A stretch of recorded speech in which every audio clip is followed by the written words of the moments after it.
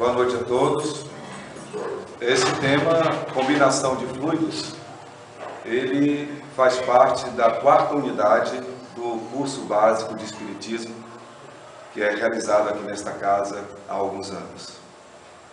E o material, ele tem referência especialmente no capítulo 11, do livro A Gênese de Allan Kardec, bem como do livro Evolução em Dois Mundos, de André Luiz, psicografia de Chico Xavier, e ainda algum material do livro Janela para a Vida, uma entrevista concedida ao escritor Fernando Vorno, por Chico Xavier, assessorado pelo Espírito Emmanuel. Sobre a combinação de fluidos, o que se sabe até hoje é bastante importante sobre a vinculação que existe entre os reinos da natureza. Desde os minerais, como urânio, césio e outros, que trazem a radioatividade. Este fluido tão especial que praticamente revoluciona as conquistas no campo da tecnologia, da eletrônica. Nós vamos permear os vegetais e vamos verificar que, especialmente a partir da década de 1980, os polígrafos começam a demonstrar a profunda vinculação de percepções dos vegetais. Pesquisas feitas, por exemplo, no deserto de Monjave, nos Estados Unidos, onde polígrafos foram colocados em plantas, audiosinais acoplados através de eletrodos específicos, surpreenderam os cientistas que perceberam que as plantas estavam captando uma energia que eles chamaram, ainda que especulativamente, de comunicação biológica de alta frequência. E o mais surpreendente é que essa mesma vibração ela teria vindo da constelação Ursa Maior. Uma das verificações sobre esta vibração chamada de comunicação biológica de alta frequência, quando se compara aquilo que já se conhece sobre o magnetismo. Nós sabemos que os fluidos eletromagnéticos praticamente revolucionaram em poucos anos a comunicação no planeta, não só entre nós que vivemos aqui na condição de seres do planeta Terra, mas também entre nós e outros planetas próximos que fazem parte do nosso sistema solar. Isso está tão bem definido, pelo menos dentro daquilo que é possível alcançar, dentro da nossa inteligência atual, da nossa ciência, que já se consegue fazer comunicação, por exemplo, com o planeta Marte. Satélites que fazem emissões eletromagnéticas em Marte podem transmitir mensagens para a Terra e vice-versa. A velocidade da energia eletromagnética, ela é semelhante à velocidade da luz, do relâmpago, por exemplo. Para uma mensagem chegar até Marte, ou de Marte vir até a Terra, leva-se pelo menos de 6 a 7 minutos. Esta energia, essa de comunicação biológica de alta frequência captada, vinda da constelação Ursa Maior, chegou de forma instantânea. O que se percebe aí é que existem fontes de energias que são muito mais potentes, muito mais intensas, muito mais velozes do que a própria energia já conhecida. Um fenômeno da natureza que todos nós participamos, dos períodos chuvosos, quando acontece a trovoada, quando duas nuvens carregadas de água produzem energia elétrica, quando se chocam, e nós recebemos primeiramente o sinal luminoso, o raio, e depois é que vem a vibração do som, alguns segundos depois. O que dá a entender que tudo no mundo é energia, as energias se propagam e cada uma tem o seu tempo certo de se propagar. Nessa vinculação permanente, Já há alguns séculos, pelo menos 2 séculos aproximadamente, Franz Anton Mesmer apresentou o magnetismo das plantas como sendo algo tão palpável que as plantas teriam a condição de absorver fluidos magnéticos humanos que não estivessem em boas condições de saúde, que estivessem malsãos, e podendo fazer uma transformação, fazendo com que os fluidos malsãos se transformassem em fluidos saudáveis, modificando assim a estrutura das células do organismo físico.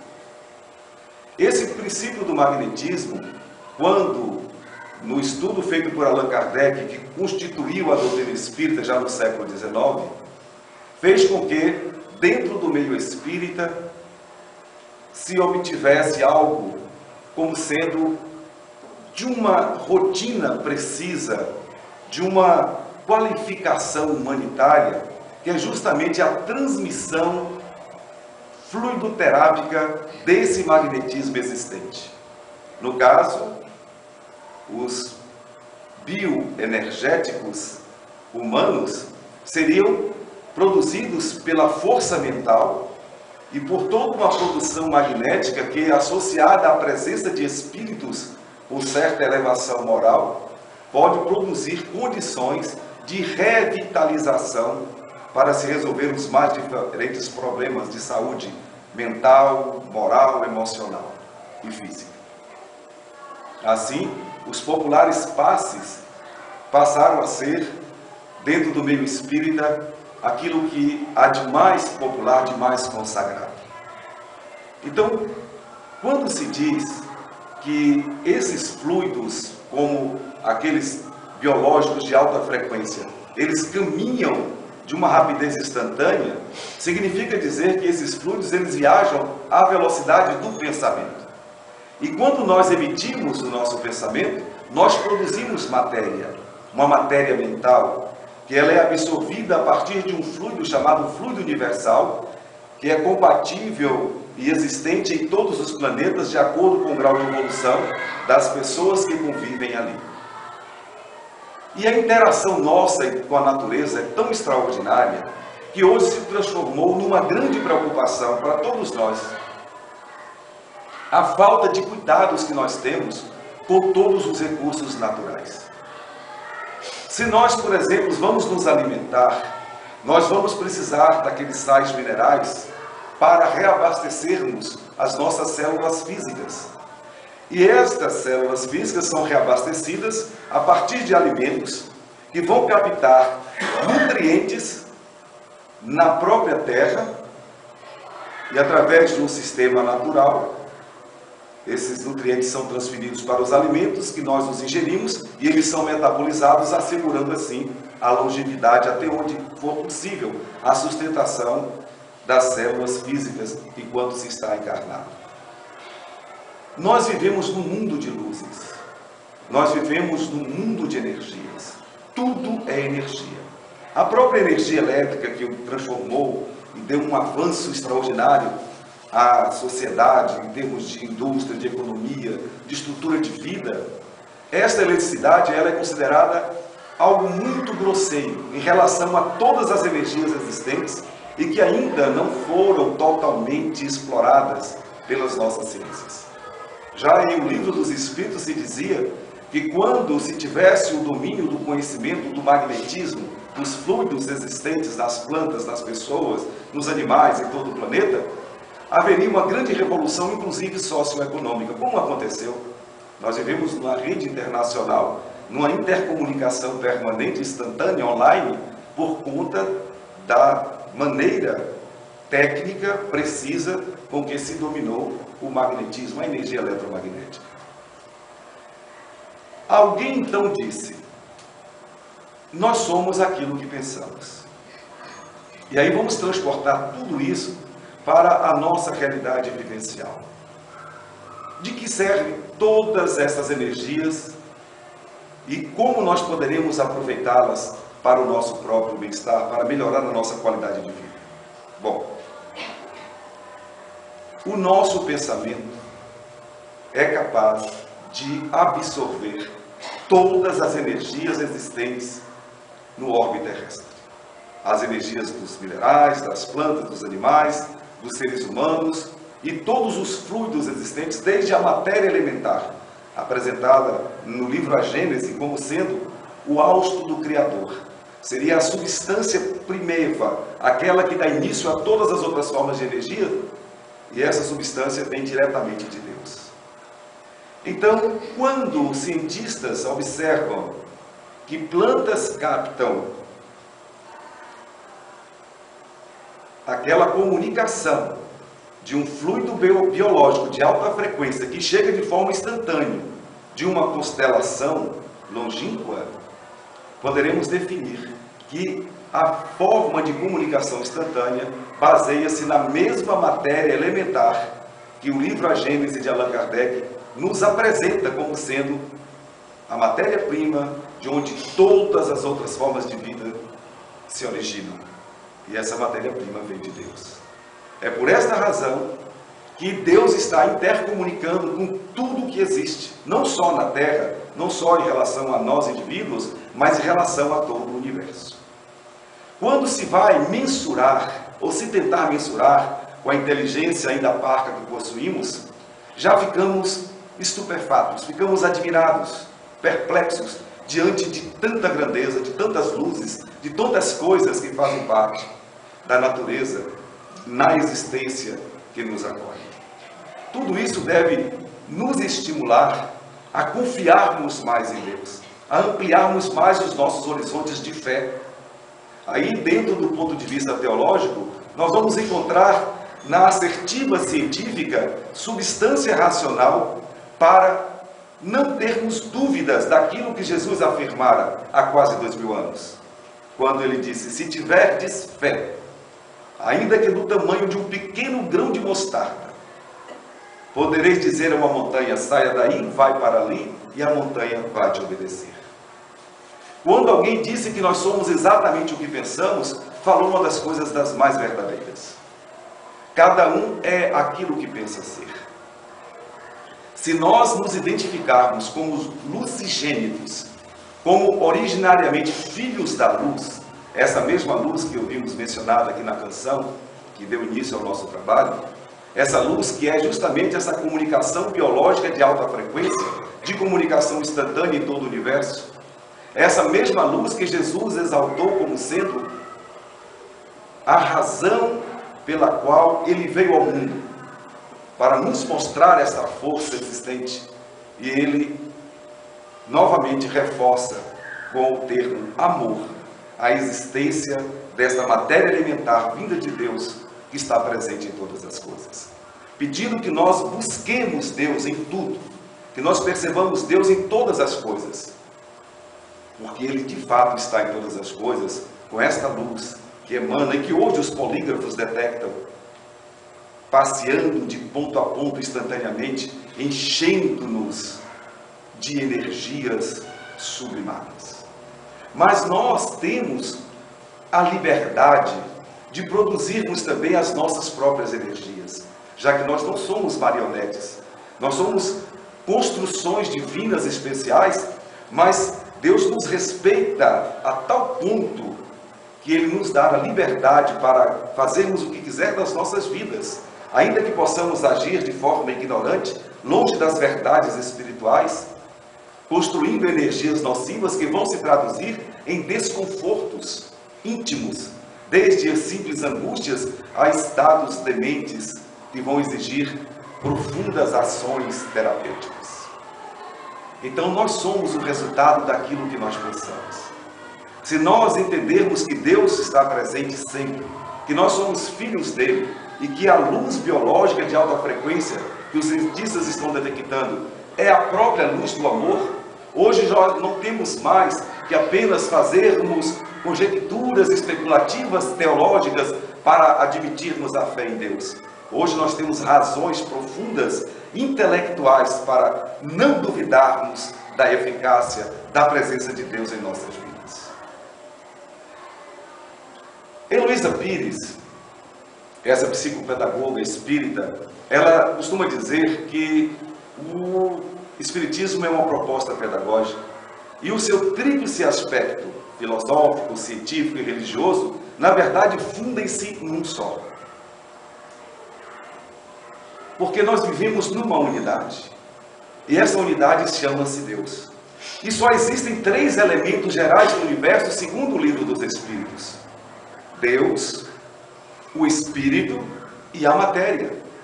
Deus que criou tudo e planejou a vida com a inteligência suprema que possui. O Espírito, que é um ser à parte, cuja característica principal é o atributo da inteligência, a capacidade de pensar. E a matéria, que é tudo que existe, desde a matéria densa, sólida, a matéria líquida, a fluídica, a radiante, e até mesmo os fluidos que nós ainda não vemos, como o próprio fluido do amor. Todas essas substâncias fazem parte do mundo material e estão aí para atender ao Espírito criado por Deus em marcha de evolução, que saiu da condição de um simples átomo para se tornar um arcanjo semelhante à condição a que Jesus já conquistou.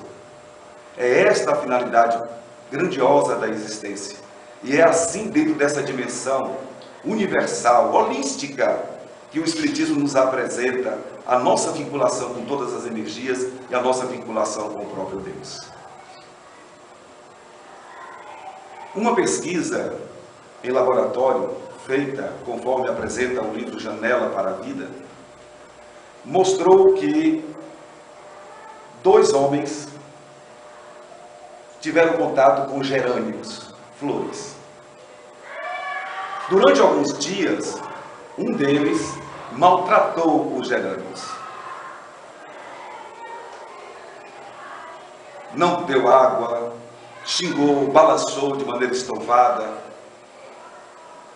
demonstrou nervosismo, colocou palavras indignas, dirigindo as plantas. E depois, um outro homem, durante 3 dias, à semelhança do primeiro, tratou a planta de maneira completamente diferente. Com voz branda, molhando, conversando, acariciando, transmitindo um grande grau de afetividade, de alegria em contato com aquela espécie da natureza. Depois eles ficaram 3 dias afastados da planta. E aí os polígrafos implantados despertaram algo impressionante para os cientistas. Quando o homem que havia maltratado os gerânios adentrou o laboratório, o gerânio começou a emitir reações que, comparadas às reações humanas, seriam as reações de medo, de tremor, de ansiedade, de profundo nervosismo, de muita preocupação. Quando o homem que tratou bem a planta adentrou, o que apareceu foram reações típicas de posturas hormonais saudáveis no ser humano, de vibrações de alegria, de analgesia, de tranquilidade, de sensação de leveza corporal, como se estivesse recebendo alguém muito querido. Atualmente, cientistas já conseguiram perceber que as plantas têm rudimentos de memória. E aí nós vamos buscar no livro Evolução em 2 Mundos de André Luiz. E na conclusão da questão 540 do Livro dos Espíritos, aquilo que se fala dentro da ciência espírita. De que o ser espiritual, nascido de Deus, ele nasce como uma centelha, simples e ignorante, apenas um princípio de inteligência. Depois ele atravessa os reinos mineral, vegetal, animal, criando a sua natureza, criando a sua forma, através de milhões de anos, até atingir a condição de ser humano.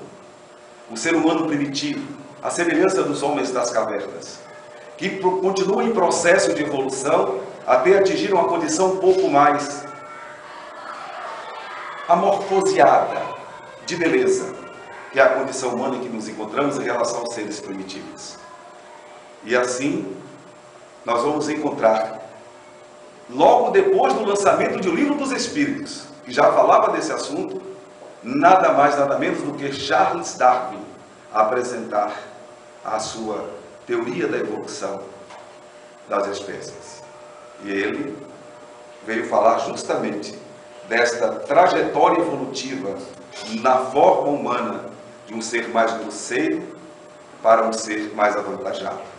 E ainda demonstra nessa sequência observada de evolução da forma a existência de uma brecha, um elo de uma passagem de um período para outro nessa transformação. Ele chamou isso de elo perdido. E André Luiz, no livro Evolução em Dois Mundos, explica que aquele ponto que Charles Darwin não encontrou é o período em que o espírito continua em processo de evolução e de transformação quando fica no mundo espiritual. E quando volta, já volta um pouco diferenciado. E assim encaixou aquela peça que faltava no estudo feito por Charles Darwin. E tudo isso foi apresentado no mesmo período. Darwin, Kardec e toda uma ciência, fazendo com que os conhecimentos que vieram a lume fizessem uma grande transformação na humanidade. Nós avançamos em pouco mais de 150 anos, o que não aconteceu há milhões de anos até aqui.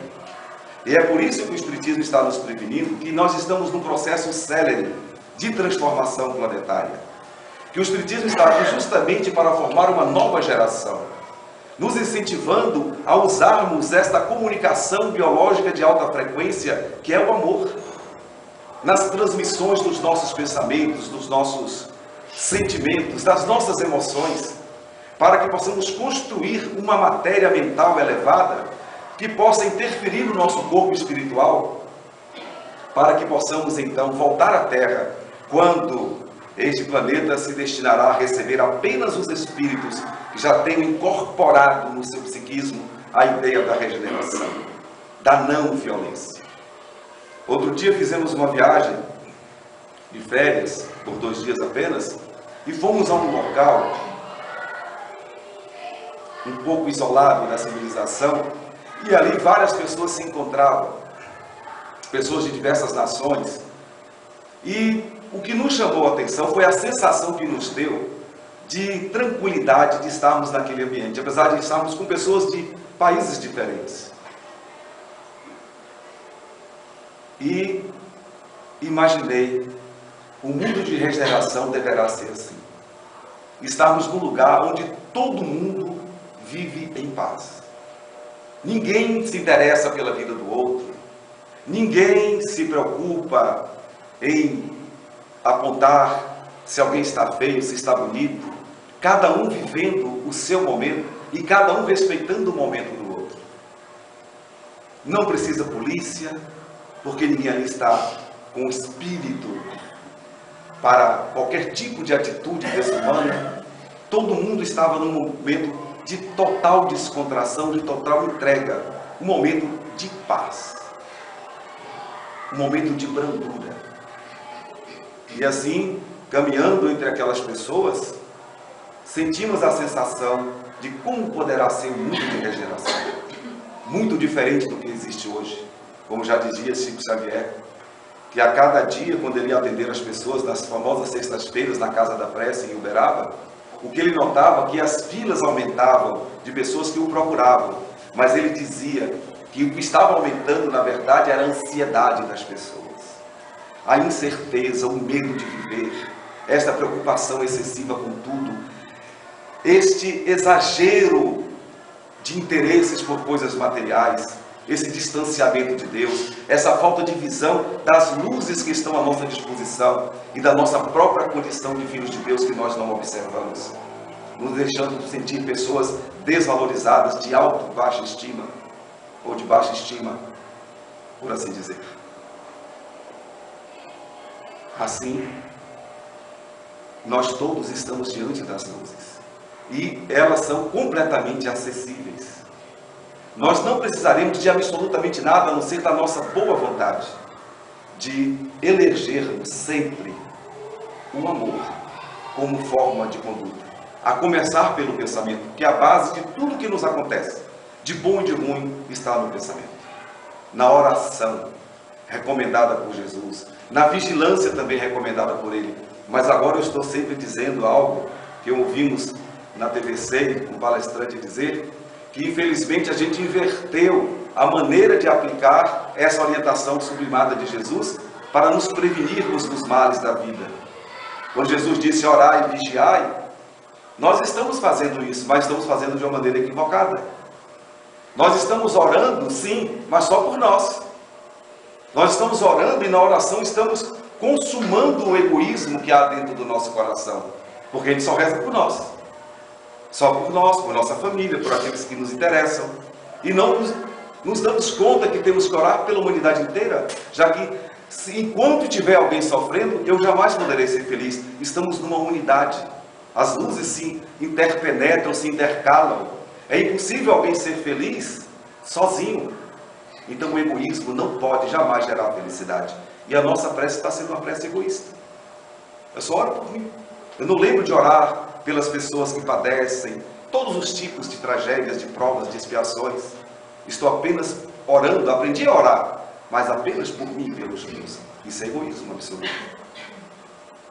E o vigiar. Jesus pede que a gente vigie, mas a gente está fazendo o oposto do que ele pediu. Vamos refazer logo, o quanto antes, a postura ideal.